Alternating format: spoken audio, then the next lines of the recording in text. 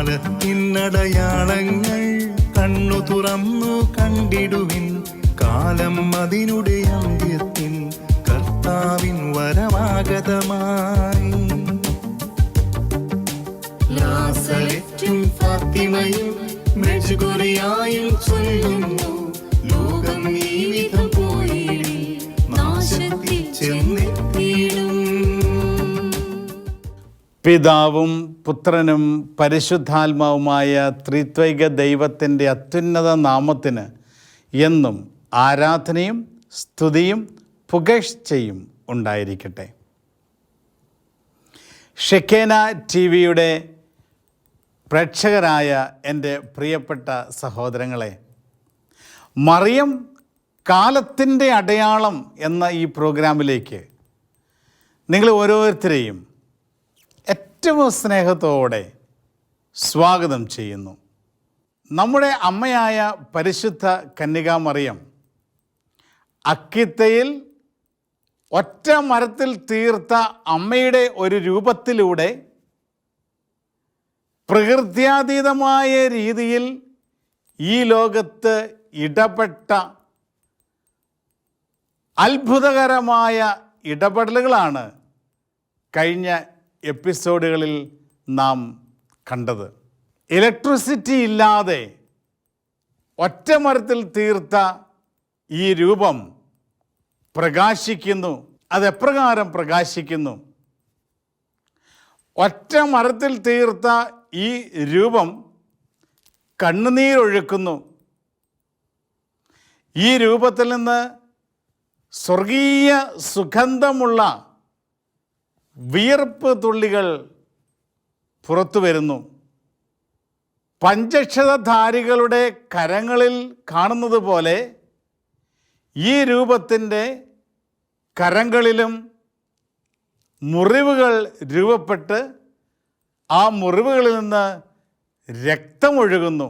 ഈ രൂപം ഒരു മനുഷ്യൻ സംസാരിക്കുന്നത് പോലെ സംസാരിക്കുന്നു. ഇപ്രകാരമുള്ള അസ്വാഭാവികമായ സംഭവങ്ങൾ അക്കിത്തയിൽ അരങ്ങേറിയത് ചരിത്ര സംഭവമാണ് എന്ന് കഴിഞ്ഞ എപ്പിസോഡുകളിൽ നാം കണ്ടു. മനുഷ്യൻ്റെ ബുദ്ധിക്കോ ജ്ഞാനത്തിനോ ഈ ലോകത്തിൻ്റെ ശാസ്ത്രങ്ങൾക്കോ പ്രത്യയശാസ്ത്രങ്ങൾക്കോ ഒന്നും വിവരിച്ച് നൽകുവാൻ സാധിക്കാത്ത ഈ പ്രകൃത്യാതീത സംഭവങ്ങൾ ഇന്ന് അക്കിത്തയിൽ പല ചോദ്യങ്ങളും ഉയർത്തിക്കൊണ്ടിരിക്കുകയാണ്. പ്രകൃതിയിൽ സംഭവിക്കുവാൻ ഒരിക്കലും സാധ്യമല്ലാത്ത ഈ കാര്യങ്ങൾ പിന്നെ എങ്ങനെ സംഭവിക്കുന്നു? എപ്രകാരമാണ് അസ്വാഭാവികമായ ഈ സംഭവങ്ങൾ ഈ രൂപത്തിലൂടെ അക്കിത്തയിൽ സംഭവിച്ചത്? ഇതിൻ്റെയൊക്കെ അർത്ഥം എന്താണ്? എന്തിലേക്കാണ് ഇത് വിരൽ ചൂണ്ടുന്നത്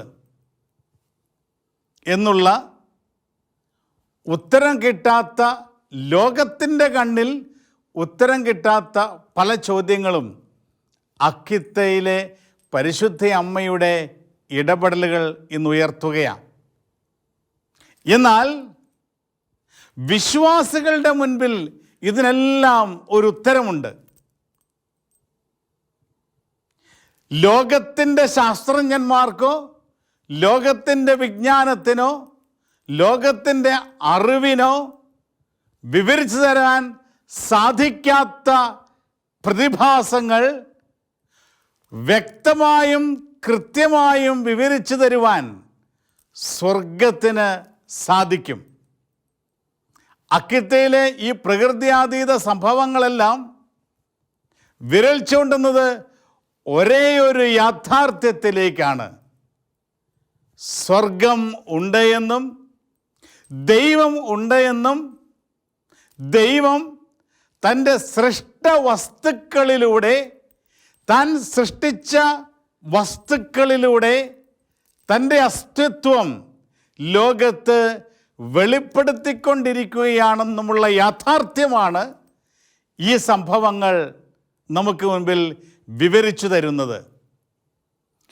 ദൈവം ഇന്ന് അവഗണിക്കപ്പെട്ടിരിക്കുന്ന ഈ കാലഘട്ടത്തിൽ, ദൈവം നിഷേധിക്കപ്പെട്ടിരിക്കുന്ന ഈ കാലഘട്ടത്തിൽ, ദൈവനിഷേധികളുടെ എണ്ണം വർദ്ധിച്ചു വരുന്ന ഈ കാലഘട്ടത്തിൽ, മനുഷ്യൻ ദൈവത്തിൽ നിന്നും അകന്നു പോകുന്ന ഈ കാലഘട്ടത്തിൽ ദൈവത്തിന് മാത്രമേ ഇനി ഈ ലോകത്തെ രക്ഷിക്കുവാൻ സാധിക്കുകയുള്ളൂ എന്നും അതിനായി ദൈവം കൂടെയുണ്ട് എന്നുമുള്ള ഉറപ്പാണ് അക്കിത്ത സംഭവങ്ങൾ നമുക്ക് വിവരിച്ചു തരുക. ആയതിനാൽ പണ്ടത്തേക്കാൾ ഉപരിയായി ദൈവവിശ്വാസത്തിലേക്ക് കടന്നു വരണമെന്നും ദൈവത്തിൻ്റെ അസ്തിത്വം ഒരു യാഥാർത്ഥ്യമാണെന്നും അത് ഏറ്റെടുത്തുകൊണ്ട് ആഴമുള്ള ദൈവ അനുഭവമുള്ള വ്യക്തികളായി നാം മാറേണ്ടിയിരിക്കുന്നുവെന്നും ദൈവത്തോട് ചേർന്ന് നടക്കുന്ന അനുഭവം നാം സ്വന്തമാക്കണമെന്നും ഇന്ന് അക്കിത്ത സംഭവങ്ങൾ നമ്മെ ഉദ്ബോധിപ്പിക്കുകയാണ്. പ്രിയമുള്ള സഹോദരങ്ങളെ, പരിശുദ്ധ കന്യകാമറിയം അക്കിത്തയിൽ വളരെ വ്യക്തമായി നമുക്ക് പറഞ്ഞു തരുന്ന ഒരു കാര്യം ഇപ്രകാരമാണ്: ഇനിയെങ്കിലും മനസ്സു തിരിഞ്ഞ് ദൈവത്തിലേക്ക് തിരിച്ചു വരിക. ദൈവത്തെ കൂടാതെ മനുഷ്യന് മുൻപോട്ട് പോവുക അസാധ്യമാണ്. പ്രിയമുള്ള സഹോദരങ്ങളെ, ഇപ്രകാരം അക്കിത്തയിലൊക്കെ വെളിപ്പെടുത്തപ്പെട്ട സംഭവങ്ങൾ ഇനി കണ്ടില്ല എന്ന് നടിച്ച് നമുക്ക് മുന്നോട്ട് പോകുവാൻ സാധിക്കില്ല. കാരണം ഇതൊരു യാഥാർത്ഥ്യമാണ്. ഈ സംഭവങ്ങളൊക്കെ ലോകത്തിൻ്റെ ശാസ്ത്രങ്ങൾ പരിശോധനയ്ക്ക് വിധേയമാക്കുകയും ഒരിക്കലും വിവരിച്ചു തരാൻ സാധിക്കാത്ത രീതിയിലുള്ള പരിശോധനയുടെ ഫലം ലഭിക്കുകയും ചെയ്തു.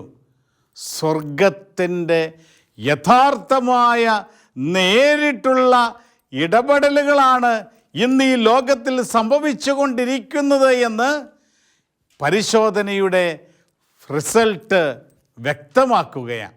ഫാത്തിമയിലെ സന്ദേശങ്ങൾ അവസാനമായി ലഭിച്ചത് ഒക്ടോബർ മാസം 13 1917. ആ വാർഷിക ദിനത്തിലാണ്, ഒക്ടോബർ മാസം 13 അക്കിത്തയിലെയും അവസാന സന്ദേശങ്ങൾ പരിശുദ്ധ അമ്മ നൽകുക. ഫാത്തിമ സന്ദേശങ്ങളുടെ വാർഷിക ദിനത്തിൽ രാവിലെ സിസ്റ്റർ തൻ്റെ ചാപ്പലിൽ കടന്നു വന്നപ്പോൾ പരിശുദ്ധ സക്രാരി അത്ഭുതകരമായ വലിയൊരു പ്രകാശത്താൽ ആവരണം ചെയ്തിരിക്കുന്നത് കാണുകയുണ്ടായി. പരിശുദ്ധ സക്രാരിയിൽ നിന്നുള്ള ആ പ്രകാശം എല്ലാവരെയും ഒരു ദൈവ അനുഭവത്തിലേക്ക് നയിക്കുകയുണ്ടായി. അങ്ങനെ ആ ദിവസം മുഴുവനും ആ ചാപ്പിൽ കടന്നു വന്ന എല്ലാവർക്കും ഒരു ദൈവിക ഇടപെടൽ അനുഭവിക്കുവാൻ സാധിച്ചു. വൈകുന്നേരം സിസ്റ്റർ മറ്റ് സിസ്റ്റേഴ്സോടൊപ്പം തങ്ങളുടെ സായാഹ്ന പ്രാർത്ഥനയ്ക്ക് വേണ്ടി ചാപ്പലിലേക്ക് കടന്നു വന്നപ്പോൾ പരിശുദ്ധ അമ്മയുടെ സ്വരം സിസ്റ്റർ കേൾക്കുകയാണ്. പരിശുദ്ധ അമ്മ ഇപ്രകാരം പറഞ്ഞു: മോളെ, വളരെ പ്രധാനപ്പെട്ട ഒരു സന്ദേശമാണ് ഞാൻ ഇന്ന് നിനക്ക് തരുവാൻ പോകുന്നത്. മനുഷ്യൻ പശ്ചാത്തപിച്ച് മനസ്സു തിരിഞ്ഞ് തൻ്റെ പാപത്തിൻ്റെ വഴികൾ ഉപേക്ഷിച്ച് ദൈവത്തെങ്കിലേക്ക് തിരിഞ്ഞില്ല എങ്കിൽ ദൈവം അധികം താമസിയാതെ വലിയ ഒരു കഠിനമായ ശിക്ഷ ഈ ലോകത്തിലേക്ക് അയക്കും. ഇത് ഈ മനുഷ്യകുലത്തെ നീ അറിയിക്കണം.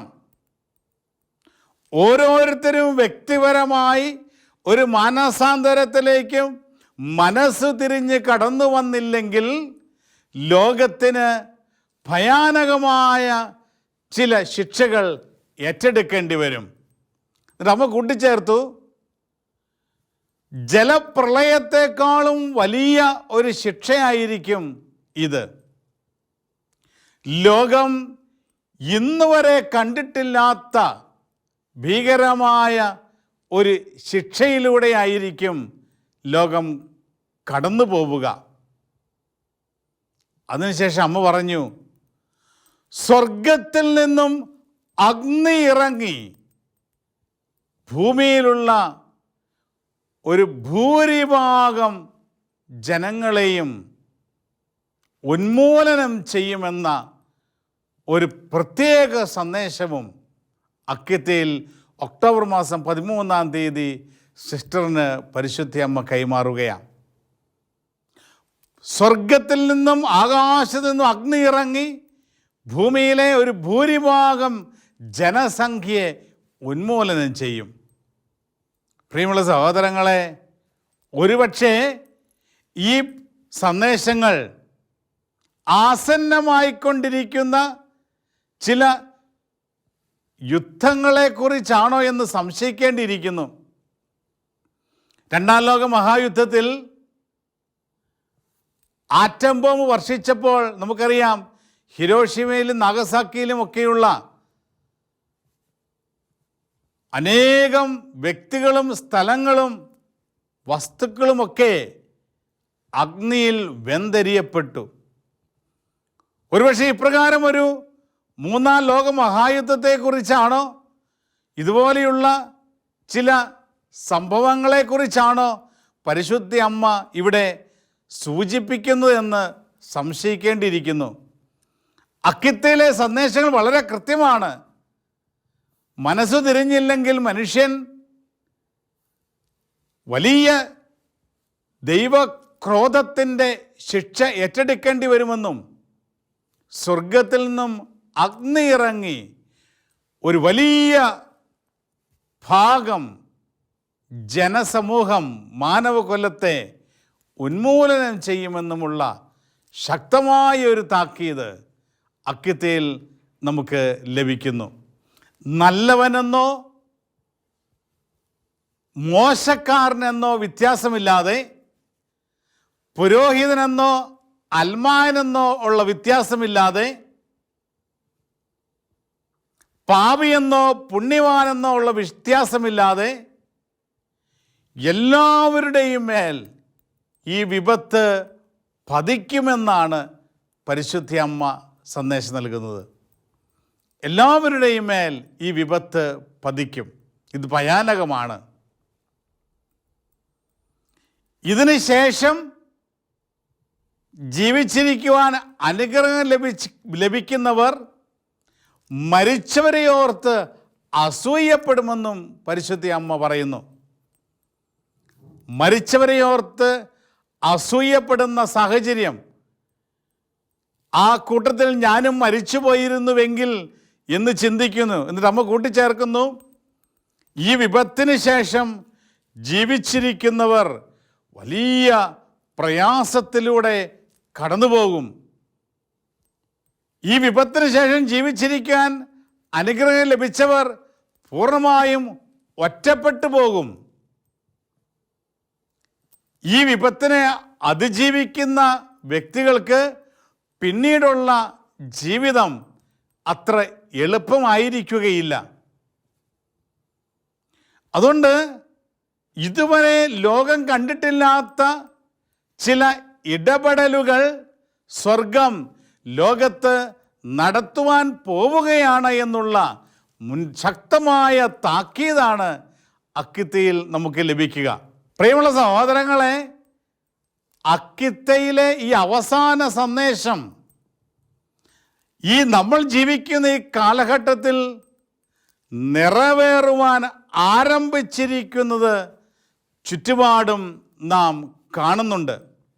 അതിനുശേഷം പരിശുദ്ധ അമ്മ പറഞ്ഞു, മക്കളെ, നിങ്ങൾ തുടർച്ചയായി ജപമാല ചൊല്ലി പ്രാർത്ഥിക്കണം, നിങ്ങൾ കൊന്ത ചൊല്ലി പ്രാർത്ഥിക്കണം.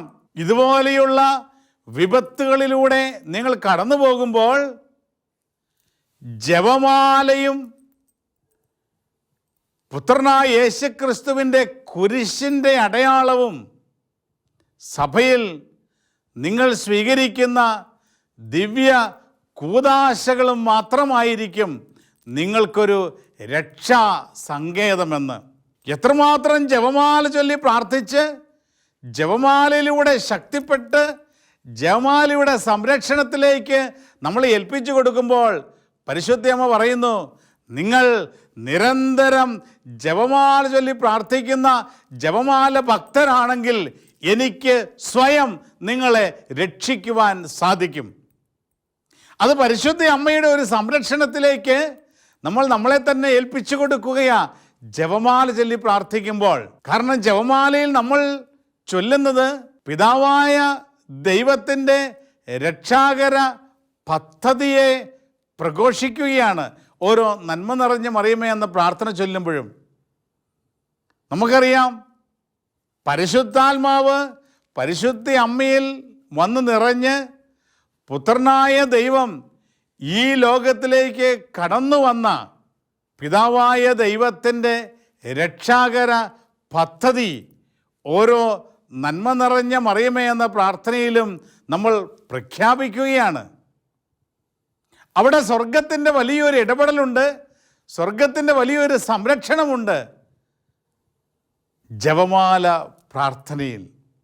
അതുകൊണ്ട് അക്കിത്തിൽ പരിശുദ്ധ അമ്മ പറഞ്ഞു, ജപമാല പ്രാർത്ഥനയും എൻ്റെ പുത്രൻ്റെ കുരിശടയാളവും ഈ സഭയിൽ നിങ്ങൾ സ്വീകരിച്ച കൂദാശകളുടെ ശക്തിയും മാത്രമായിരിക്കും ഇപ്രകാരമുള്ള വിപത്തിനെ അതിജീവിക്കുവാൻ ഒരു സങ്കേതമായി, ഒരു രക്ഷാസങ്കേതമായി നിങ്ങളുടെ കൂടെ ഉണ്ടായിരിക്കുക എന്നും പരിശുദ്ധ അമ്മ അക്കിത്തയിൽ സന്ദേശം നൽകുന്നു. പ്രിയമുള്ള സഹോദരങ്ങളെ, നമ്മൾ ഈ കാര്യങ്ങൾ നിസ്സാരമായി എടുക്കാൻ പാടില്ല. ഈ ലോകം കടന്നു പോകുന്നത്, ലോകം നടന്ന് നീങ്ങിക്കൊണ്ടിരിക്കുന്നത് വലിയൊരു ശുദ്ധീകരണ പ്രക്രിയയിലേക്കാണ്. ഇത് മുഖം നോട്ടമില്ലാതെ ഈ ലോകത്തിൽ സംഭവിക്കുക തന്നെ ചെയ്യുമെന്ന് സ്വർഗം അക്കിത്തയിൽ പരിശുദ്ധ അമ്മയിലൂടെ വെളിപ്പെടുത്തലുകൾ തന്നു കഴിഞ്ഞു. അവിടെ പാപിയെന്നോ പുണ്യാളെന്നോ വ്യത്യാസമില്ല, അൽമാനെന്നോ പുരോഹിതനെന്നോ വ്യത്യാസമില്ല, വെളുത്തവനെന്നോ കറുത്തവനെന്നോ വ്യത്യാസമില്ല. എല്ലാവരുടെ മേലും ഈ വിപത്ത് പതിക്കും.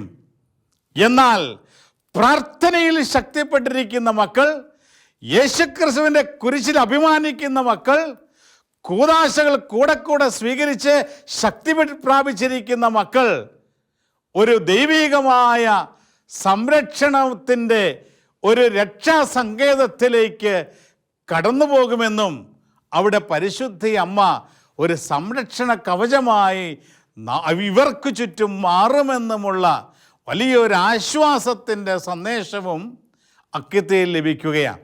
അതിനാ പ്രിയമുള്ള സഹോദരങ്ങളെ, അക്കിത്തയിലെ പരിശുദ്ധ അമ്മയുടെ സന്ദേശങ്ങൾ സ്വീകരിച്ചുകൊണ്ട് നമ്മൾ പ്രാർത്ഥനയിൽ ശക്തിപ്പെടണം, ജപമാല പ്രാർത്ഥനയിൽ ആഴപ്പെടണം.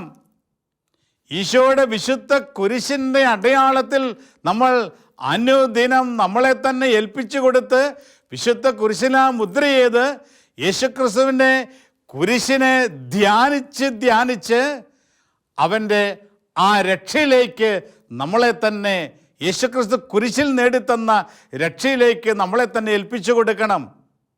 അതെപ്രകാരമാണ് സംഭവിക്കുന്നത്? ഈശോയുടെ കുരിശിനെ ധ്യാനിക്കുകയും അവൻ്റെ പീഡാസഹനങ്ങളെ ധ്യാനിച്ച് ശക്തി പ്രാപിക്കുകയും ചെയ്തുകൊണ്ടാണ് കുരിശടയാളത്തിൻ്റെ സംരക്ഷണം നമ്മൾ ഏറ്റെടുക്കുക. സഭയിലെ കൂദാശകൾ ഗൗരവമായിട്ട് എടുക്കണം. കൂടെ കൂടെ സ്വീകരിക്കാൻ വരുന്ന കൂദാശകൾ, വിശുദ്ധ കുർബാന, കുംഭസാരം തുടങ്ങിയ കൂദാശകളൊക്കെ കൂടെ കൂടെ സ്വീകരിച്ചുകൊണ്ട് കൂദാശകളിൽ നിന്ന് ലഭിക്കുന്ന ദൈവീക ശക്തി, വരപ്രസാദം കൂടുതലായി ഉൾക്കൊണ്ടുകൊണ്ട് ഒരു ദൈവിക സംരക്ഷണത്തിലേക്ക് നമ്മളെ തന്നെ ഏൽപ്പിച്ചു കൊടുക്കേണ്ട കാലഘട്ടത്തിലാണ് നമ്മൾ ജീവിക്കുന്നത് എന്ന് പരിശുദ്ധ അമ്മ പ്രത്യേകം അക്കിത്തയിലൂടെ നമ്മോട് സംസാരിക്കുന്നു. ഇതിനോടൊപ്പം അമ്മ ഇപ്രകാരം മറ്റൊരു കാര്യം കൂടി കൂട്ടിച്ചേർത്തു. മകളെ, നീ മാനവകുലത്തോട് പറയണം, മാർപ്പാപ്പയ്ക്ക് വേണ്ടിയും മെത്രാന്മാർക്ക് വേണ്ടിയും പുരോഹിതർക്ക് വേണ്ടിയും പ്രത്യേകം പ്രാർത്ഥിക്കണമെന്ന്.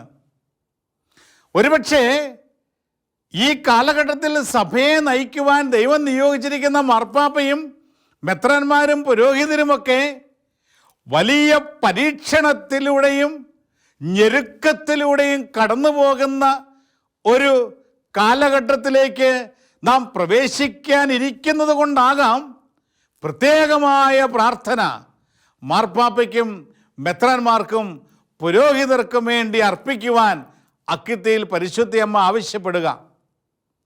പ്രിയമുള്ള സഹോദരങ്ങളെ, സഭയെ സാത്താൻ ഗോതമ്പ് മണികൾ കൊഴിക്കുന്നത് പോലെ കൊഴിക്കാതിരിക്കുവാൻ, സഭാ നേതൃത്വത്തെ ശക്തിപ്പെടുത്തുവാൻ കൂടുതൽ പ്രാർത്ഥിച്ച് സഭാമക്കൾ, സഭ മുഴുവനും ഇനി മുന്നോട്ട് പോകണമെന്ന് പരിശുദ്ധയമ്മ നിർദ്ദേശിക്കുകയാണ്.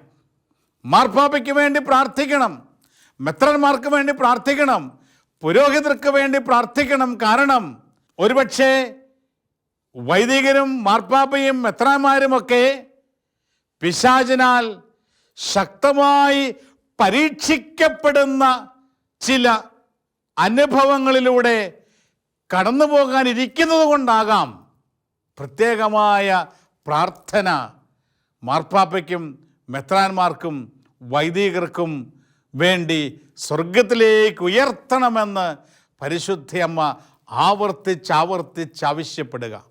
പ്രിയമുള്ള സഹോദരങ്ങളെ, അക്കിത്തയിലെ സന്ദേശം ഈ കാലഘട്ടത്തിൻ്റെ സന്ദേശമാണ്. അക്കിത്തയിൽ പരിശുദ്ധയമ്മ നൽകിയിരിക്കുന്ന പല സന്ദേശങ്ങളും നിറവേറിക്കൊണ്ടിരിക്കുന്നത് ഈ കാലഘട്ടത്തിൽ നമുക്ക് കാണുവാനായിട്ട് സാധിക്കും. ലോകത്തിൻ്റെ ഗതി പരിശോധിക്കുമ്പോൾ അമ്മ അക്കിത്തയിൽ ശക്തമായി നൽകിയ താക്കീതുകൾ അധികം താമസിയാതെ തന്നെ ഈ ലോകം ഏറ്റെടുക്കേണ്ടി വരുമെന്നും നാം മനസ്സിലാക്കുന്നുണ്ട്. അതുകൊണ്ട് പ്രിയമുള്ള സഹോദരങ്ങളെ, പരിശുദ്ധ അമ്മയുടെ മക്കൾ എന്ന നിലയിൽ, ഈശോയുടെ സ്നേഹിതരെന്ന നിലയിൽ പരിശുദ്ധ അമ്മ നൽകിയ സന്ദേശങ്ങൾ ഹൃദയത്തിൽ സ്വീകരിച്ചുകൊണ്ട് ജപമാലയിലൂടെയും നിരന്തരമായ പ്രാർത്ഥനയിലൂടെയും ഈശോയുടെ പീഡാസഹനങ്ങളെ ധ്യാനിച്ചുകൊണ്ടും സഭയുടെ കൂദാശകൾ കൂടെ യോഗ്യതയോടെ സ്വീകരിച്ചുകൊണ്ടും സ്വർഗമൊരുക്കിയിരിക്കുന്ന രക്ഷാ സങ്കേതത്തിലേക്ക് പ്രവേശിക്കുവാൻ നമുക്കാകണം. അങ്ങനെ ഒരുപക്ഷെ നമ്മുടെ പ്രാർത്ഥനയിലൂടെ, നമ്മുടെ പരിത്യാഗത്തിലൂടെ, പീഡാസഹനത്തെ ധ്യാനിച്ചുകൊണ്ടുള്ള നമ്മുടെ ആത്മീയ ജീവിതത്തിലുള്ള വളർച്ചയിലൂടെ ഈ ലോകത്തെ മുഴുവനും രക്ഷിക്കുവാനായി ദൈവം ഒരുക്കിയിരിക്കുന്ന പദ്ധതിയിലേക്ക് നമ്മൾ മൂലം ഈ ലോകം കടന്നു വരുവാൻ സ്വർഗം ഒരുപക്ഷെ വഴിയൊരുക്കിയേക്കാം. അതിനായി പരിശുദ്ധ അമ്മയോട് ചേർന്ന് നമുക്ക് പ്രാർത്ഥിക്കാം. ഓ മറിയമേ, എൻ്റെ അമ്മേ, ഞാൻ മുഴുവനും അമ്മയുടേതാണ്. എന്നെ പിതാവും പുത്രനും പരിശുദ്ധാത്മാവുമായ ത്രിത്വൈക ദൈവത്തിൻ്റെ മാത്രം സ്വന്തമാക്കി മാറ്റണമേ. ആമേൻ. നമ്മുടെ കർത്താവ് ഈശോ മിശിഹായുടെ കൃപയും പിതാവായ ദൈവത്തിൻ്റെ സ്നേഹവും പരിശുദ്ധാത്മാവിൻ്റെ സഹവാസവും നമ്മെല്ലാവരോടും കൂടി ഉണ്ടായിരിക്കട്ടെ, ഇപ്പോഴും എപ്പോഴും എന്നേക്കും. ആമേൻ. Ave Maria.